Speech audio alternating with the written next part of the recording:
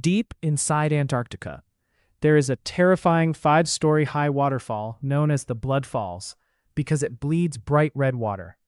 Discovered in 1911, scientists initially believed that red algae were causing the water to turn into a bloody red color.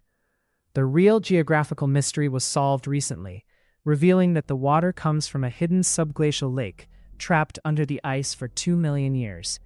This underground water has zero oxygen, is extremely salty, and is packed with trapped ancient iron particles.